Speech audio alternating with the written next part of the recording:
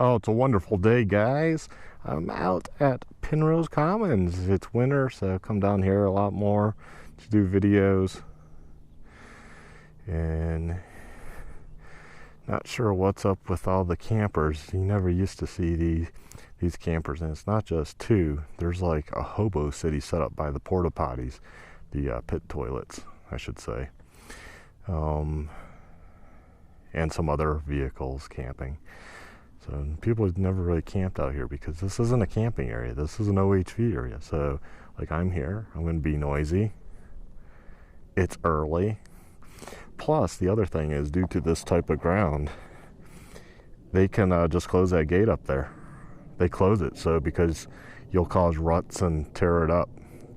So it's kind of interesting. Like this time of the year, they could come up here and just shut that gate. I assume they at least drive in a little bit, but I don't really know how the BLM does that, you know, how they know no one's back here and they just lock the gate.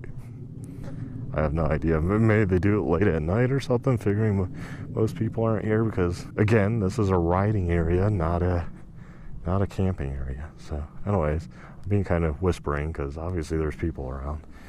Don't want me to get upset because I'm talking about this, but honestly, I don't understand why people come out to areas like this. Because the thing is, if word gets around, then you got like 30 people out here, like a Walmart parking lot camping, and they're going to complain.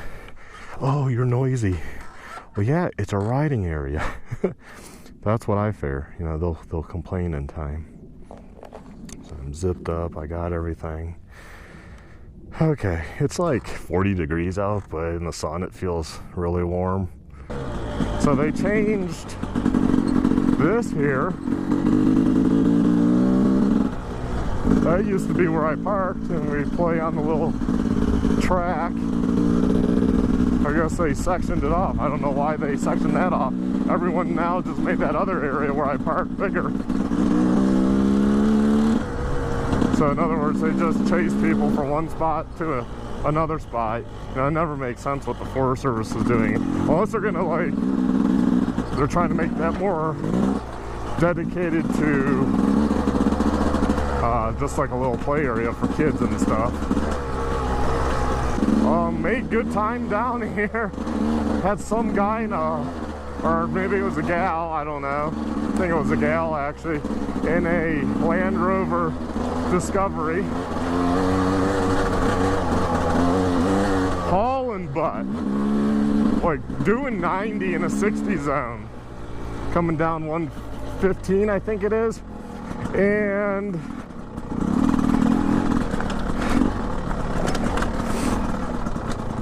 so, you know, I picked it up to about 80. There was a car behind me and stuff, and it's like, hey, that's fine. They're way up ahead. And they weren't slowing down for nothing, so I felt very confident about doing. Almost went down there. Front end started sliding out on a rock, but I felt very confident about doing 80. And I mean, we're tooling along for a long time, and occasionally I can see the Land Rover Discovery way up ahead. I'm like, hey, cool, whatever. They're keeping the speed up. I kind of started backing off slowly, you know, started dropping it like 75, because I know there's cops on that road, state troopers, and you never know, like, they could be working it, or you might not see any. Just one of those roads. And I coming along, come around this corner, I see the cop car lights on, and I slowed down right to 60. Boom. And I don't know if the Jeep behind me saw or not. I think he did, because he slowed down quickly too and wasn't right on my butt. So I think he saw, and sure enough, it was the Land Rover Discovery getting pulled over. They're gonna have a nice ticket though, if the cops having a bad day or the person has an attitude, because at that speed, it's far enough over 60 that you get all sorts of write-ups. And that's why I was kind of hesitant. The last thing I want is a speeding ticket, but you know, just always makes your day like, yep, they got the cop like was planned. That's why I always let the person that's really going fast ahead of me. I don't mind doing 5 or 10 over, because on the other spectrum, came upon this car that was doing 50 in the 60 zone. Like, what are you doing, you know? Like, you do realize it's 60, and now at that point it was a 1-lane road and each way, and you're just blocking us from flowing. Like, I don't mind if I come up upon somebody and they're doing the speed limit. If they've ever been going 60, it would have been like, oh, okay, they're going 60. Like, yeah, sucks, we gotta slow down, but you know, it's not a big deal.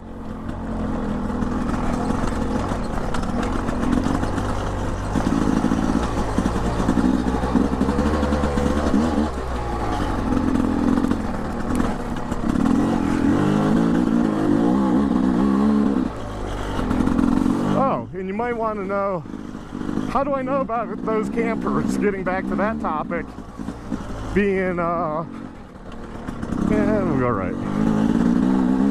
Camping and not riding. Well, because they weren't toy haulers, and there was no motorcycles, no ATVs. The one had the car carrier for their little car. So, yep. And not a single one coming in had any sort of toy out. And, you know, anyone that's camping, you always see the ATVs or side-by-sides or motorcycles sitting out. They're all just, I'm guessing, with the term being vagabonds, they're just living out of their cars, out of their campers.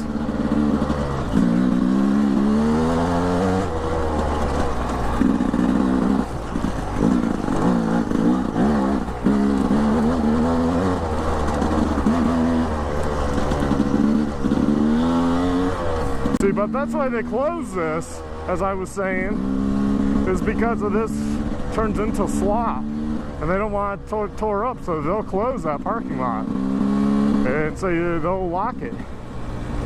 I'm actually, I'm gonna guess maybe they've unlocked it recently, but maybe they haven't started that yet. It is kind of annoying, because what happens is you don't know if it's going to be open or not. Sometimes they're just lazy and they won't come out here and unlock it, even though it's bone dry. No, they have other things going on. I think I need to put the goggles on. A couple specks of this dirt popped up into near my eye. So trying the GoPro Hero 5 Black at 2.7K at 48 frames a second. Somebody said that's what they use. I also read about the audio cutting out, which I was having problems with. You know, it's just having it like work and then just cut out. Well, apparently you need to turn the camera on and off with the mode button. Don't use the top button to, like, I guess, quickly turn it on. And if you do that, then it seems to work. Now, it's funny because other people say, well, you can't charge the camera at the same time as you use the mic with the GoPro adapter. Huh? I've been doing that the whole time. You know, on the big trips, hours spent, like all day with it recording. And then I just had the issue with the mic, which I assume is going to be, I'm using the wrong button.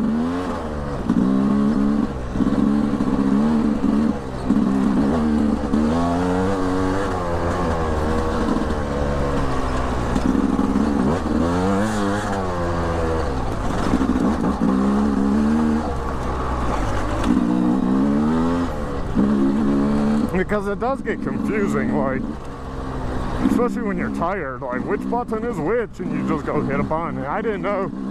I was wondering why both of them turned the camera on. Like, I didn't know that was a freaking feature. You know, coming from a Hero 3 Black.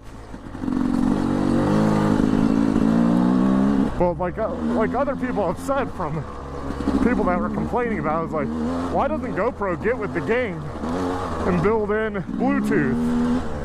This is on GoPro's own form.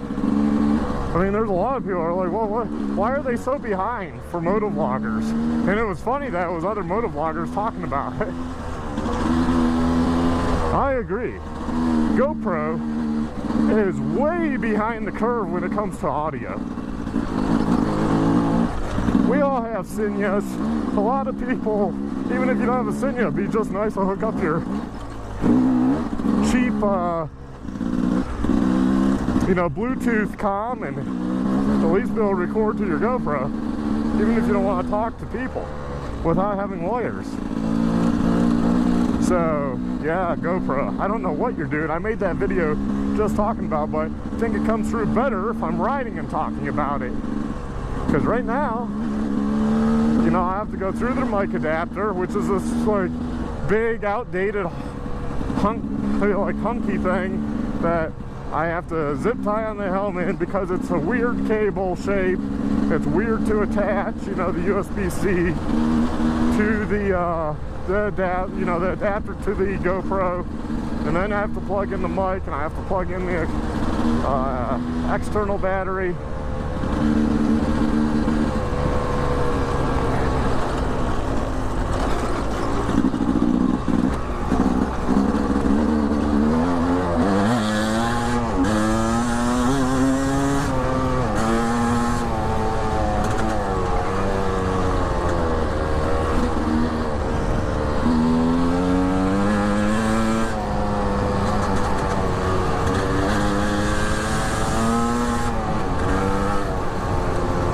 The Garmin Verb 30, whatever it's called, it looks like a GoPro. Same concept, same design, shape, and I guess they allow you to hook up to Bluetooth comms. Huh? And it's like the same size, and it does 4K at 30 frames a second. So what is GoPro doing, man? You don't need higher and higher resolution. Let's be honest. Only diehard people are gonna have 4K computer monitors, and watching the video on your phone, which seems to be more and more the way it's going, the 4K content doesn't really matter.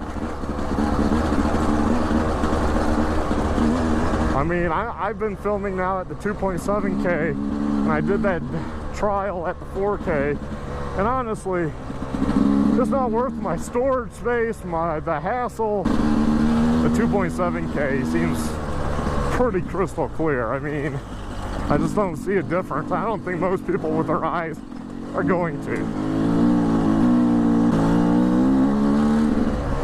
And I do realize, don't call me a hypocrite from my last video where I said about fast riding trails. This is a closed area, and although these are I shouldn't say directional, they're two-way.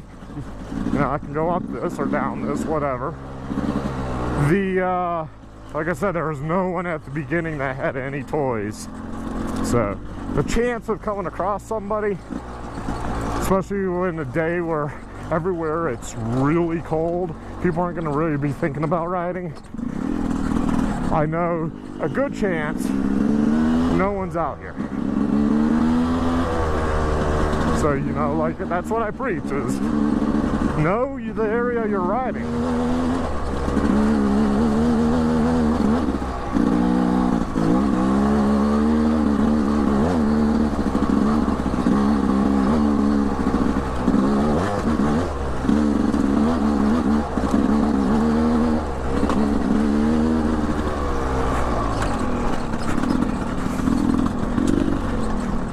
Problem is, a lot of people don't use common sense. They'll see a parking lot full of toys and then they'll come out here and go fast, and it's like, no, it's not a fast day, because you have a good chance of having a head-on collision.